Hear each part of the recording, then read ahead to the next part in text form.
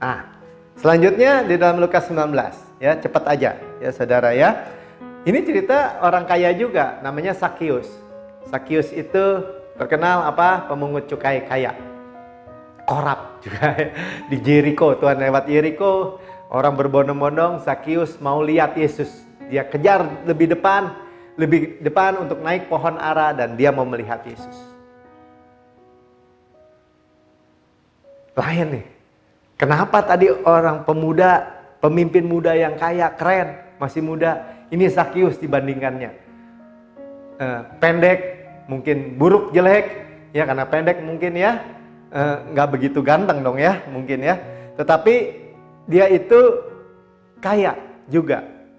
Dia pemungut cukai yang korap, tetapi dia hanya memandang Yesus. Saudara, sekali lagi, begitu mudahnya kasih karunia. Mau nggak kita mengalihkan mata kita daripada mengharapkan hukum Taurat, memandang hukum Taurat, memandang diri kita sendiri, apa yang dikatakan orang tentang diri kita, memandang ke situ dengan berbalik memandang Yesus dan karyanya. Oh, begitu mudah ya. Saudara, semua orang, anak kecil pun bisa memandang Yesus, melihat aja Yesus dan karyanya. Pak, jangan bikin mudah, Pak. Emang segitu mudahnya. Dan Tuhan menyediakan jebakan berkat. Ketika Lazarus hanya memandang Yesus naik pohon ara, tiba-tiba Tuhan mengundangkan dirinya sendiri untuk tinggal di rumah Sakius. Hebat ya. Ayat 4, maka berlarilah ia mendahului orang banyak lalu memanjat pohon ara untuk melihat Yesus yang lewat di situ. Yesus mengundangkan diri untuk tinggal di rumahnya, ya, dan kasih karunia membuka hati Sakius. Ayat 5, ketika Yesus sampai ke tempat itu, ia melihat ke atas dan berkata, Sakius, segera turun. Sakius, dia keturunan Abraham ya, jangan naik, jangan di atas hukum Taurat, jangan turun.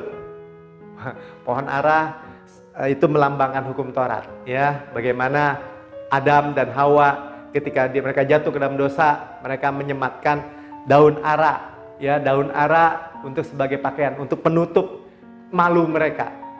Hukum Taurat, malu. Kenapa? Karena selalu gagal. Sebagai pemimpin muda yang kaya, yang tadi kita baca dalam Lukas 18. Dia hanya malu dan pergi, tidak bisa mengikuti Yesus. Kenapa? Habis Yesus memberikan hukum Taurat. Kenapa dia nggak mikir bahwa dia datang dengan maunya seperti itu? Tetapi Sakius hanya mau memandang Yesus. Tiba-tiba Yesus membuat jebakan berkat. Aku mau nginap di rumahmu. Ya, Sakius segera turun. Sebab hari ini aku harus menumpang di rumahmu. Tuhan pakai harus. Yesus mengundang dirinya, ya, dan orang-orang nggak senang. Ya, karena mereka kebanyakan dididik secara hukum Taurat. Dia mau menumpang di rumah orang berdosa. Ya, ingat ya, kalau di Israel pada zaman Yesus, kalau laki-laki paling berdosa apa? Pemungut cukai. Udah pengkhianat, udah ngerampok bangsanya sendiri, udah kerja kepada penjajah, udah paling hina itu. Tapi kalau perempuan apa? Pelacur. Malah pelacur dan pemungut cukai yang lebih dulu mengikuti Yesus. Karena mudah, Yesus hanya bilang, ayo mandang, ayo datang, ayo makan sama aku. Ayat 8. Setelah Yesus diundang masuk ke rumah Sakius, ya, kemurahan, kebaikan Tuhan yang menuntun Sakius metanoia, ya, berubah. Sudah baca ayat 8 ya. Tetapi Sakius berdiri dan berkata kepada Tuhan, Tuhan, setengah dari milikku kuberikan kepada orang miskin, dan sekiranya ada sesuatu yang kuperas dari seorang, akan kukembalikan 4 kali lipat. Tuhan, setengah milikku bagi orang miskin. Ada yang kuperas, sini lapor kepada saya kembalikan 4 kali lipat. Saudara, justru kemurahan Tuhan menuntun kepada pertobatan. Sekali lagi ya, the goodness of God leads to repentance. Justru kemurahan Tuhanlah yang membuat orang bertobat. Saudara dengar khotbah saya sebelumnya. Dan Yesus tersenyum membuktikan bahwa kasih karunialah yang membuat orang bertobat. Bahkan dompetnya juga bertobat, penuh kasih. Kemurahan terjadi. Itulah yang dikatakan keturunan Abraham harus sembuh, harus dipulihkan. Ngomong-ngomong saudara dan saya, di dalam Kristus, ada milik Kristus, ada keturunan Abraham, berhak menerima janji-janji Allah.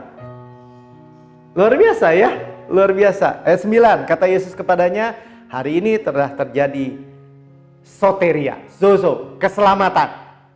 Utuh keselamatan segala hal kepada rumah ini. Bukan hanya Zakius, tapi rumahnya juga seisi rumahnya. Karena orang ini pun anak Abraham, putra atau pewaris. Ya, Huios anak, Huios putra, anak Abraham. Kita ada keturunan Abraham. Tadi kan saya katakan, saudara jangan takut. Ya, saudara percaya kasih karunia. Saudara di tengah-tengah dunia sedang krisis. Sebentar lagi krisis keuangan atau krisis gelap ya, masalah kelaparan. Saudara, kita anak Abraham. Kita mewarisi Kanaan. Kita mewarisi dunia dengan segala kebaikannya.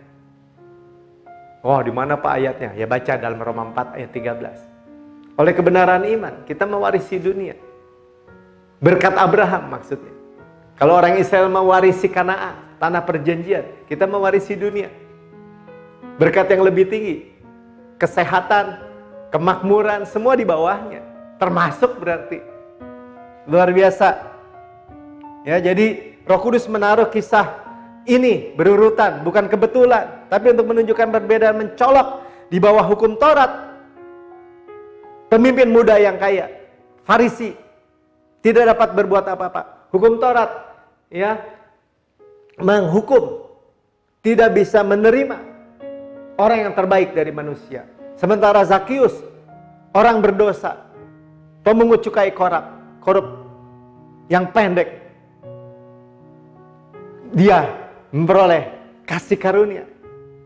Kasih karunia itu menyelamatkan orang yang terburuk di antara kita. Saudara mau pilih yang mana?